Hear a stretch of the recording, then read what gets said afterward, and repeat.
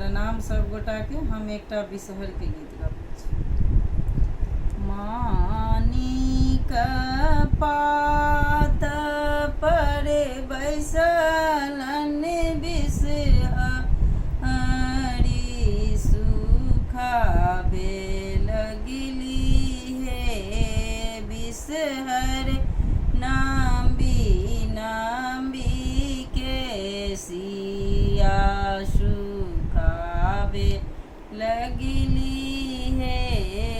बिषहर लाम्बी लाम्बी के सिया घोड़बा चढ़ल अलखिन नागर सिकबा से धैले लके नाग बिषहरी के आचरबा लपकी गेल हे नाग नागिन के आचरबा छोड़ू छोड़ू आहे नाग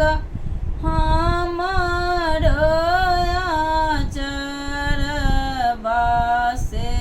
रोबत होई हे नाग गोदी के बालक बासे रोबत होई हे नाग गोदी के बालक बा हमहू त छली धानी देश रे विदेश बास देश रे विदेश बा कहाँ से लैली हे नागिन गोदी के बालक बा कहाँ से लैली हे नागिन गोदी के बालक बा गेलियै जनकपुर पूजलियै माता जानकी पूजलियै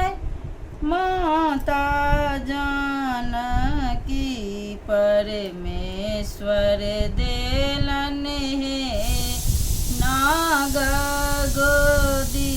के बालक बा परमेश्वर देलन हे नाग गोदी के बालक बा आंगने में छऊ नागिन सासुर ननदिया से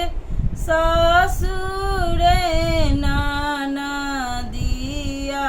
खेलबैते होते रे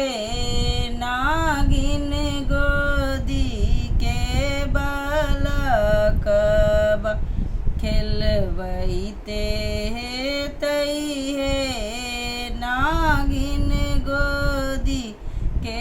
बालक बा घर ही में छई नाग सासुर ननदिया से सासुर ननदिया ठुनकबैत होतै हे नाग गोदी के बालक बा ठुनकबैत